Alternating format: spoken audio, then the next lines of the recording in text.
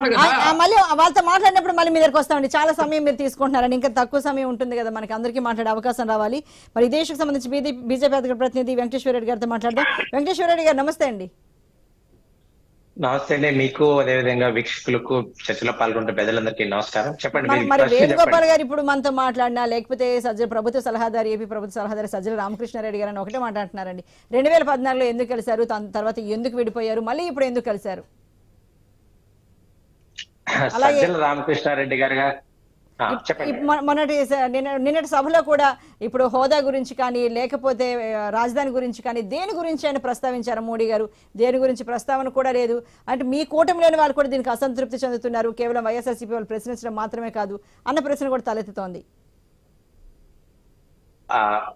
YSR Congress party గాని ఏదైనా మాట్లాడే సందర్భంలో భారతీయ జనతా పార్టీ దేశంలో ఎన్డీఏ మీద నడుస్తూ ఉంది మా ప్రభుత్వం. ఎన్డీఏలే కొత్తగా వచ్చిన వాళ్ళు చేర్చుకుంటున్నారు.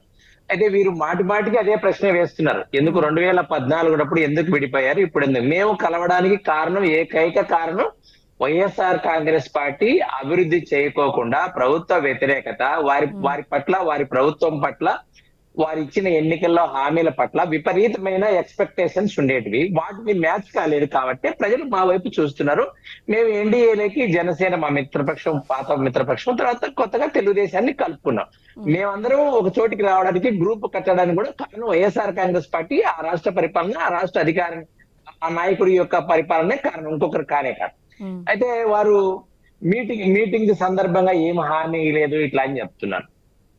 అసలు భారతీయ జనతా పార్టీ అంటేనే ఈ 70 సంవత్సరాల తర్వాత భారతదేశంలో అభివృద్ధిని పరుగులు పెట్టిస్తున్న ప్రభుత్వం మాది. నరేంద్ర మోడీ గారు అంటేనే అభివృద్ధి. మీరు ఏ రంగంలో తీసుకురండి, మీరు ఇండివిజువల్ గా ఏ రంగం తీసుకున్నా కూడా, ఈ వైఎస్ఆర్ కాంగ్రెస్ పార్టీ కార్యకర్తలు ఎవరిని అడిగినా కూడా ఆ రంగంలో మేము అభివృద్ధి చేస్తున్నారు కాబట్టి మమ్మల్ని అన్ని రాష్ట్రాల్లో ఆదరిస్తున్నారు, దేశవ్యాప్తంగా ప్రజలందరూ ఆదరిస్తున్నారు. మూడోసారి కూడా మేము అధికారంలోకి వస్తున్నాయి, అన్ని రకాలు కూడా సర్వే చెప్తున్నారు. కాబట్టి ఆంధ్రప్రదేశ్ అభివృద్ధికి, సర్వతోముఖాభివృద్ధికి మేము కట్టుబడి ఉన్నామని నరేంద్ర మోడీ గారు ఎప్పుడైతే చెప్పారో, వారు చెప్పకనే అన్ని రంగాల పట్ల కూడా వారు ఆంధ్రప్రదేశ్ కు హామీ ఇచ్చినట్లే మనం అందరం భావించాలి. సాక్షాత్తు ప్రధానమంత్రి, రేపు ఎన్నికల తర్వాత కూడా వారే ప్రధానమంత్రి. కాబట్టి ఇంకా అంతకు మించిన హామీ మనకి ఇవ్వాల్సిన అవసరం లేదు. అయితే వైఎస్ఆర్ కాంగ్రెస్ పార్టీ ఇన్ని ప్రశ్నలు వేస్తా ఉంది. ఎవరిని, మీరు ఎన్డీఏలోకి ఎందుకు వచ్చారు, తెలుగుదేశం ఏంది, వైసీపీ, ఇట్లా అన్ని మాటలు మాట్లాడుతున్నారు. అయితే జగన్మోహన్ రెడ్డి గారు కూడా రేపు బస్సు యాత్ర చేసేటప్పుడు కూడా ప్రజలకు వివరించాలి.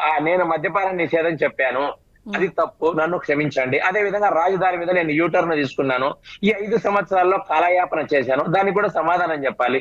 నేను పాత పెన్షన్ విధానం ఇస్తానన్నాను, ఇవ్వలేకపోయినాను, దానికి నేను సమాధానం చెప్పి ఆన్సర్ చేసి వారు కూడా ఎన్నిక రావాలి. అదే విధంగా ఇదే కాదు, ఈ రాష్ట్రంలో మీరు వాళ్ళు సంక్షేమం అన్నారు. ఇది దేశవ్యాప్తంగా కూడా చర్చ జరగాలి. అర్చన గారు, పెద్దలు కూడా విశ్లేషణలు. సంక్షేమం అంటే ఏంది? ప్రజలు ఎవరైతే పేదరికానికి కానీ, కనీస అవసరాలు కానీ తీరకోకుండా ఉండి వారు ఇబ్బందులు పడుతున్న సందర్భంలో మనం వారికి ప్రభుత్వం సహాయం చేయాలి. అది ప్రజాస్వామ్యంలో పద్ధతి. అయితే వారు ఏం చేస్తున్నారు? మేము డీబీటీ ద్వారా డబ్బులు ట్రాన్స్ఫర్ చేస్తాము అంటున్నారు. మరి వీరు వచ్చిన తర్వాత 8 సార్లు కరెంటు బిల్లులు పెంచారు. మరి ఏ విధంగా పేదల సంక్షేమం అవుతుంది? పేదలు మరింత పేదలు అవుతారు. తర్వాత బస్సు ఛార్జీలు పెంచారు, మరి వారు కాదని లేదు. తర్వాత కేంద్ర ప్రభుత్వం ఇప్పటికి 2 సార్లు సెంట్రల్ ఎక్సైజ్ డ్యూటీ తగ్గించింది. ఈ ప్రభుత్వం వ్యాట్ అనేది కొనసాగిస్తుంది. అదే విధంగా మీకు ఏదైతే జిఎస్టి మండలిలో మన రాష్ట్రం నుంచి వెళ్ళిన ఆర్థిక మంత్రి అక్కడ జిఎస్టిని వ్యాట్ లోనే ఉంచాలి, జిఎస్టి పరిధిలోకి తీసుకురావద్దని చెప్తారు. మన పక్కన కర్ణాటకలో అక్కడికి 10 రూపాయలు తేడాలు ఉంది. మరి ఎట్లా సంక్షేమం? పేదలు బండి తోడుకోకూడదా? పేదలు లైట్ ఫ్యాన్ వేసుకోకూడదా ఈ ప్రభుత్వంలో? కాబట్టి వీరు చెప్పేది వేరే, వీరు విమర్శ చేయడానికి వేరే. తర్వాత వీరు ప్రతిసారి కేంద్ర ప్రభుత్వాన్ని పార్లమెంట్ లో చెప్పిందన్న విషయాన్ని చెప్తున్నారు. అయితే కేంద్ర ప్రభుత్వము వీరు అప్పులు తెచ్చిన దానికి, ఎందుకంటే అప్పులు తేవడంలో చాలా వ్యాపారస్తులు కాబట్టి చాలా సిద్ధహస్తులు జగన్మోహన్ రెడ్డి గారు.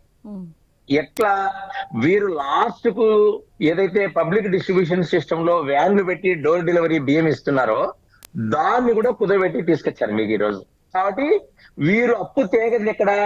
ఇప్పుడు చూడండి, పవర్ డిస్ట్రిబ్యూషన్ కార్పొరేషన్స్ ఉన్నాయి, వాటిని కూడా 90,000 కోట్ల రూపాయల దగ్గర ఈ రోజు అప్పులున్న పరిస్థితి కూడా మనం అందరం గమనించాలి. ఉమ్. కాబట్టి వీరు ఇది అదేని లేదు, ఆర్టీసీ బస్ స్టాండ్ల దగ్గర నుంచి అన్ని రకాల అప్పులు తెచ్చారు, కార్పొరేషన్ల తరపున తెచ్చారు. ఈ అప్పులన్నింటినీ కూడా ఎటువంటివి మెయిన్ అప్పులలో ఇవి కనిపించవు, కార్పొరేషన్ అప్పులు సపరేట్ గా ఉంటాయి. కాబట్టి అవును. ఇవి మీరు పౌర సరఫరాల శాఖ అయితేనేమి, తర్వాత బెవరేజెస్ కార్పొరేషన్ అయితేనేమి, ఇట్లా రకరకాల లాస్ట్ హెల్త్ ఇన్ఫ్రాస్ట్రక్చర్ మీద కూడా వీరు అప్పులు తెచ్చారు.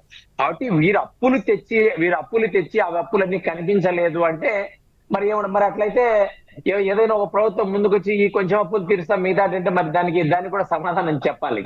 అది జరిగే పని కాదు. కాబట్టి వీరి బడ్జెట్ లో నిన్న వీరు పెట్టిన బడ్జెట్ లో రానున్న రోజులలో అప్పులు తెస్తున్న వాటిని కూడా ఆదాయంగా చూపించింది ఈ ప్రభుత్వం. కాబట్టి జగన్మోహన్ రెడ్డి గారి ప్రభుత్వం ఎన్డీఏ ఏర్పడడానికి కానీ, ఈ రాష్ట్రంలో అభివృద్ధి జరగకపోవడానికి కానీ, వారిచ్చిన హామీలు కానీ అన్నింటికి కూడా ఈ 3 రకాలకు కూడా, 1 హామీలు, 2 ఎన్డీఏ పూర్వం ఏర్పడడానికి కానీ, రానున్న రోజులలో ఆంధ్రప్రదేశ్ అభివృద్ధికి భారతీయ జనతా పార్టీ ఉన్నటువంటి ప్రోత్సాహం కానీ కట్టుబడి ఉండటానికి కానీ వీరు ప్రశ్నించడానికి వీళ్ళు ఎందుకు లేదంటే వీరు చెప్పిన ఎన్నికల హామీలు, పాదయాత్రలోని హామీలు తీర్చలేదు. వీరు తీర్చలేదు కాబట్టి ఈ రోజు చాలా మందిని ఎమ్మెల్యేలను తమ సీట్ల నుంచి మార్చి కొత్త వారికి ఇచ్చారు. ఎందుకు ఇస్తారు? వీళ్ళ ప్రభుత్వం సరిగా ఉంటే ఎందుకు మారుతారు? మన పక్కన ఉన్నటువంటి నవీన్ పట్నాయక్ ప్రభుత్వం ఉంది, మనం మార్చలేదు కదా ఈ రోజు. కాబట్టి ఇవన్నీ కూడా వైఎస్ఆర్ కాంగ్రెస్ పార్టీ రేపు బస్సు యాత్రలో సమాధానం చెప్పాలి. ప్రజలు కూడా సంజాయిషి ఇచ్చిన తర్వాతనే వారు ప్రచారానికి ఓట్లు అడగాలని భారతీయ జనతా పార్టీ మీ ద్వారా డిమాండ్ చేస్తారు. ఓకే, రైట్ అండి. మరి ఈ దేశకు సంబంధించి